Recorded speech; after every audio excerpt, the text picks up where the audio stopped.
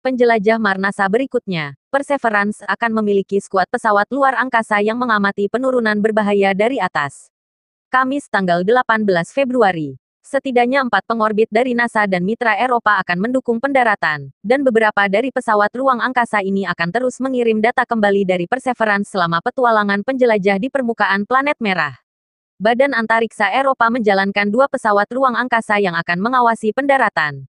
ESA Roscosmos ExoMars Trace Gas Orbiter, TGO, akan mengirim data kembali ke bumi paling cepat 4 jam setelah pendaratan, kata ESA dalam rilisnya. Sementara badan tersebut Mars Express telah fokus pada kondisi lokal di lokasi pendaratan, Kawah Jezero, dan memberikan informasi itu kepada NASA selama persiapan untuk turun besok.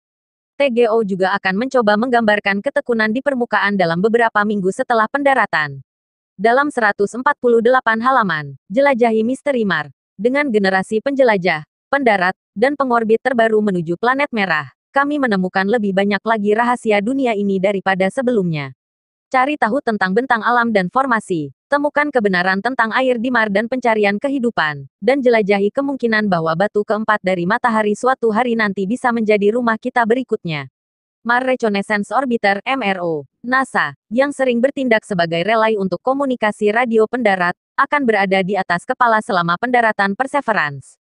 Tujuan MRO adalah mengambil info dari penjelajah dan kemudian mengirimkannya kembali ke antena Deep Space Network NASA di bumi sehingga NASA dapat mengonfirmasi pendaratan tersebut, yang jadwalnya akan terjadi sekitar pukul 15.55 ST, 2055 GMT.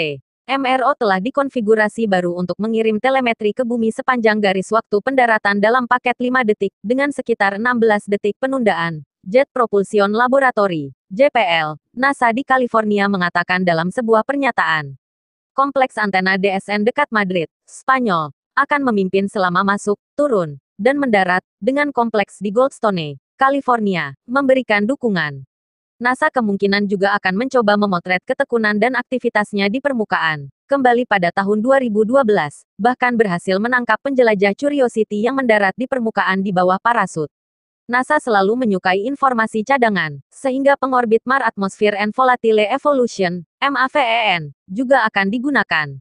MAVEN biasanya tidak mengirim informasi kembali dari pesawat ruang angkasa permukaan, karena data yang diterima pesawat ruang angkasa itu dikirim setelah penundaan dan memerlukan pemrosesan lebih lanjut. Tetapi pengamatan MAVEN akan berguna untuk mengumpulkan lebih banyak informasi tentang ketekunan keturunan dan harus tersedia sekitar 10 jam setelah mendarat, menurut JPL. NASA telah merelokasi MAVEN untuk mendukung ketekunan, dan MRO mungkin akan mengikutinya. Tahun lalu, dalam persiapan untuk mendukung Perseverance, MAVEN mengurangi ketinggian orbit tertingginya dengan aerobraking, dengan lembut mendorong atmosfer Mars, dan mengubah orientasi orbitnya juga, situs web Mars NASA menyatakan pada akhir Januari.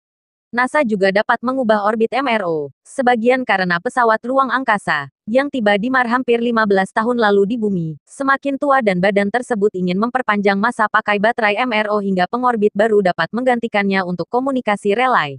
Saat ini, pesawat ruang angkasa itu berada di orbit sinkron matahari dengan kondisi pencahayaan sore hari yang konsisten di bawah, yang bagus untuk pencitraan orbital. NASA dapat mengubah orbit pesawat ruang angkasa untuk melintasi permukaan sedikit di kemudian hari, untuk mengurangi berapa banyak waktu yang dihabiskan pesawat ruang angkasa dalam bayangan dan bergantung pada baterainya, kata Space News pada akhir Januari. L3 Harris, kontraktor teknologi kedirgantaraan yang menyediakan salah satu antena Perseverance, mengatakan dalam sebuah pernyataan bahwa komunikasi rover dengan pengorbit hanya membutuhkan waktu sekitar 1 milidetik untuk dicapai, dan bahwa menggunakan pengorbit sebagai Y station untuk informasi memungkinkan lebih banyak transfer data karena pengorbit adalah sedikit lebih dekat ke antena bumi daripada ketekunan. Penjelajah ini dapat mengirim hingga 2 megabit data per detik ke pengorbit. Karena antena penjelajah dan pengorbit berada dalam jarak dekat satu sama lain, ini seperti menggunakan walkie-talkie atau telepon seluler yang berbicara ke menara seluler, kata L3 Harris.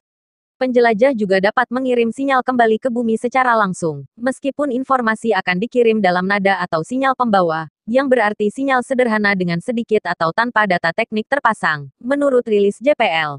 Hal yang baik selama pendaratan dan operasi, akan datang melalui pengorbit.